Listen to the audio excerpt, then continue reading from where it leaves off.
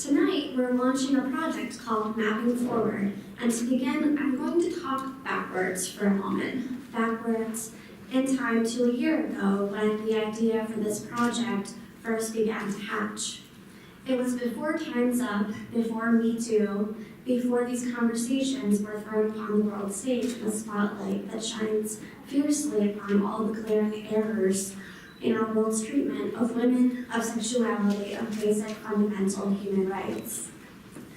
When I was curled up on my couch and wondering about my own human rights. I'm a writer, but I confess it is beyond my imagination to believe that there could be one person in this room who has at any time identified as a woman and who has not had a Me Too moment of her own, of some kind. Certainly not me. I can remember moments all the way back into kindergarten. I can recount a jarring experience I had at a gardening center just this weekend. And I could tell you about a moment last year, except I haven't found any words for it yet, except that it happened, and it was horrible, and it introduced me to some of the resources in DC provided by organizations like the ones our panelists tonight represent. So what is this project that we talked about? Eleanor Roosevelt famously asked, where do human rights begin? And the answer is, they begin here, in the small places, close to home, and they begin with us. In this project, Mapping Forward, we are collecting stories from anyone identifying as a woman who has had an experience of violence against herself in this capital city. The story can be anonymous, or you can share it publicly. It can be shared through an interview we arrange, through something that's already been written. It can be an essay, a blog post, a poem, song, other forms of art, like photos, or a scan of a painting, or a sculpture, and so on. If it's the latter, we're just asking for a sentence or two to say why. So they don't have to be exact accounts of the experience of violence itself either. If you want to share your story, you can share anything. Tell about how you learn to feel safe again in your body. Tell about how you tense up when you feel something in the air, or what it is that triggers you now. Tell about what it was like to go to hospital, to tell the first person, to never tell anyone at all, but carry it quietly inside you, like a rock that sits in the pit of your stomach or a weed that grows. Maybe you want to talk about what you wore, how it didn't matter after all, or how it did. And what is violence? What do you mean by that, I've been asked.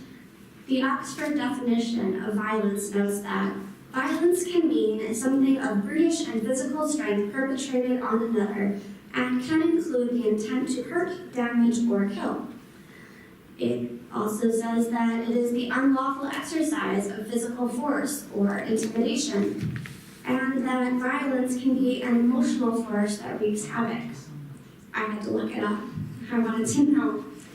We note that in this project, that violence can look like domestic or intimate partner violence, sexual assault and or rape, dating violence and abuse, harassment, cybersecurity, stalking, human trafficking, physical abuse, violence against immigrant or refugee status, violence against gender identity, violence against sexual orientation, against disability, ethnicity, physical, psychological violence, and so much more.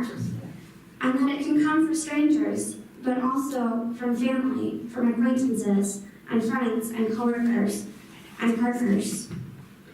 So we're collecting these stories, your stories, because these acts of violence are prevalent and persistent, because there are many, and we want to put them together to strengthen your voice and to raise our voice collectively and say enough.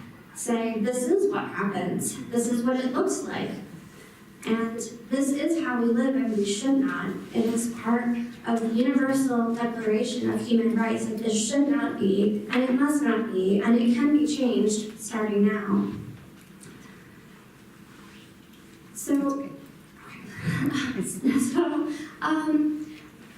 With this project mapping forward, the next question I've often been asked is, why mapping? The idea of mapping is because place matters. Talking about the where along with the what, it grounds our stories. DC is a place, but okay, something happened. Where in DC? Did someone perpetrate violence against me in my home or my bed? What about outside my house or my doorstep? What about in transit? When I was on my way home or heading to work or out to have fun? Maybe it's while I was shopping or at work or an after-hours event, not unlike this one, or a party. How does where it happens change the sense of our relationship to that place or space? How does it change us and impact our ability to function as whole, healthy human beings in society, especially when that world has been turned upside down and we inside out? On place, as someone who grew up around the world, there is a connotation with the word international that immediately implies not here. It's always the elsewhere, a nice word for foreign that encompasses everywhere but here. And maybe that explains my preference for the word global. How, after all, can something be global that doesn't include local? It's forced to be round. It has to come back to here, to where you are. It encompasses all of it. And human rights are global. They're there and they're here. They matter in the farthest place that you can imagine, and they matter equally here in this place, in our cities, our neighborhoods, our houses, our beds, and our bodies. We're mapping forward because there's work to do, because we must keep marching forward in our quest to protect and defend human rights for all people, no matter what, no questions asked. Who, after all, is less human than another?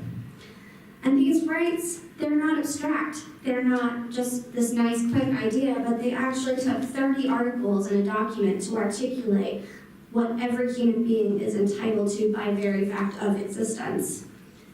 Article 3 says, everyone has the right to life, liberty, and security of person. Security of person, Like, we should not, as women, be afraid, be forced to calculate constantly the security of our person against the risk of violation, of violence perpetrated on us, because someone decides they can help themselves to us like we're a hamburger or something. Like, would you like more ketchup with me? No.